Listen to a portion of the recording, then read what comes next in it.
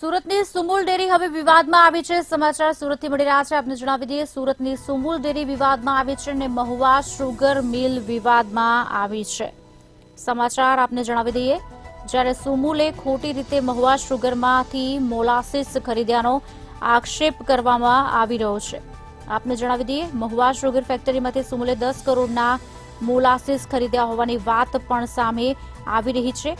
ત્યારે સુમુલે આટલી મોટી રકમ એડવાન્સમાં કેવી રીતે ચૂકવી તે એક સવાલ થઈ રહ્યો છે। બીજી તરફ ગુજરાત સહકારી કાયદાની કલમની કાર્યવાહી કરવાની પણ ક્યાંક માંગ ઉઠી રહી છે। કોંગ્રેસના ગુજરાત પ્રદેશના મહામંત્રી દ્વારા આ માંગ કરવામાં આવી રહી છે। સુરત અને તાપીના પશુપાલકોની જીવાદોરી સમાન છે આ સુમુલ, અને તેમાં જ આ વસ્તુ સામે આવે ત્યારે વિવાદ ચોક્કસ જોવા મળે છે। સુમુલ અને મહુવા શુગર વિવાદમાં આવી છે। સુરત અને તાપીના પશુપાલકોની જીવાદોરી છે। મહુવા શુગર ફેક્ટરીમાંથી સુમુલે 10 કરોડના મોલાસીસ ખરીદ્યા હોવાની વાત સામે આવી છે।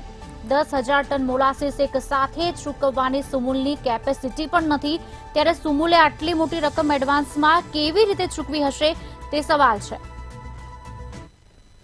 તમે કંઈક સુમુલમાં કંઈક ભ્રષ્ટાચાર અંગે ફરિયાદ કરી છે, શું છે સમગ્ર મામલો? ગુજરાતમાં છેલ્લા 35 વર્ષથી વધુ સમયથી ભારતીય જનતા પાર્ટીનું શાસન છે અને છેલ્લા ઘણા સમયથી સહકારી સંસ્થામાં મેન્ડેટ દ્વારા પ્રમુખ આવ્યા પછી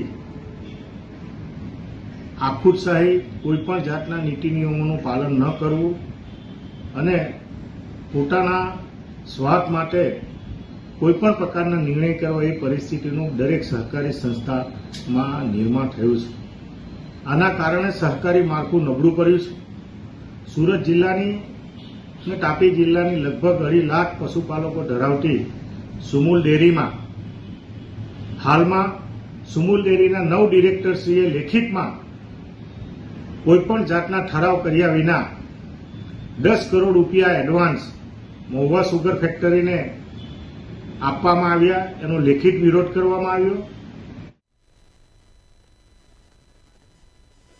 આજ અંગે વિગત આપશે અમારા સંવાદદાતા રાબિયા સાલે ફોનલાઈન પર જોડાયા છે। રાબિયા, સુમુલ ડેરી અને મહુવા શુગર વિવાદમાં આવી છે। કેપેસિટી કરતા પણ વધારેના મોલાસીસ ખરીદ્યા હોવાની વાત સામે આવી છે। સમગ્ર ઘટના શું છે, ચિતાર આપશો? ખાસ કરીને જે સુમુલ ડેરી છે, આ સુમુલ ડેરી કરોડોનો વહીવટ કરતી હોય છે, છતાં પણ કેટલી વાર એવું થાય છે કે કોઈ એક વસ્તુ લેવા પહેલા સુમુલ ડેરી ખાતે પણ એક ચર્ચા સર્જાતી હોય, મીટિંગ થતી હોય, પરંતુ આ વખતે સુમુલ ડેરીનો જે આ મહુવા સુગરનો વિવાદ છે એ ખાસ તો ચર્ચાઈ રહ્યો છે। સુરતમાં જે સુમુલ ડેરી છે એ ખોટી રીતે મહુવા સુગરમાંથી મોલાસીસ ખરીદ્યો હોવાની ચર્ચા સુરતમાં જોર પકડ્યું છે, જેને લઈને ગુજરાત સહકારી કાયદાના કલમ હેઠળ 76B86 અને 93ની કાર્યવાહી કરવાની માંગ ઉઠી રહી છે। કોંગ્રેસના ગુજરાત પ્રદેશના મહામંત્રી દર્શન નાયક દ્વારા આ માંગ કરવામાં આવી છે। મહુવા શુગર જે ફેક્ટરી છે તેમાં રૂપિયા 10 કરોડની મોલાસીસ ખરીદવામાં આવી છે। Mahuva sugar factory 10,000 ton molasses એક સાથે સુમુલ ડેરીની ચૂકવણીની કેપેસિટી નહીં હોવાનું પણ ચર્ચાઈ રહ્યું છે। જ્યારે કેપેસિટી નથી ત્યારે આટલી મોટી મોલાસીસ ખરીદવાના પાછળનું કારણ શું એકબીજાને ખુશ કરવા માટે અથવા તો મળતિયાઓને ફાયદો આપવા માટે આ રીતે મોલાસીસ ખરીદવામાં આવી રહી છે? ત્યારે આટલી મોટી રકમ એડવાન્સમાં મહુવા શુગર ફેક્ટરીને ચૂકવણી કરવામાં આવી છે કે કેમ?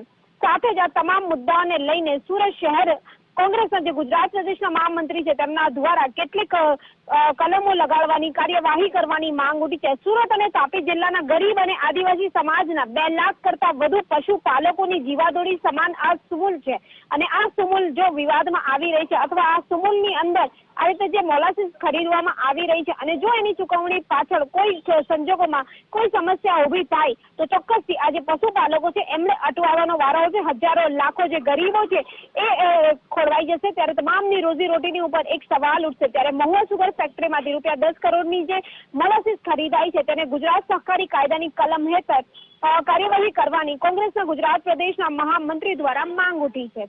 જી કૌશલ। આભાર રાબિયા, સમગ્ર માહિતી આપવા બદલ। તો સુમુલે ખોટી રીતે મહુવા શુગર ફેક્ટરીમાંથી 10 કરોડના મોલાસીસ ખરીદ્યા છે। કેપેસિટી કરતા વધારેની વાત થઈ રહી છે। જીવાદોરી સમાન છે સુમુલ, અને જો આવું કંઈ છે તો તેનાથી ઘણું મોટું નુકસાન થઈ શકે તેવી ભીતિ પણ છે।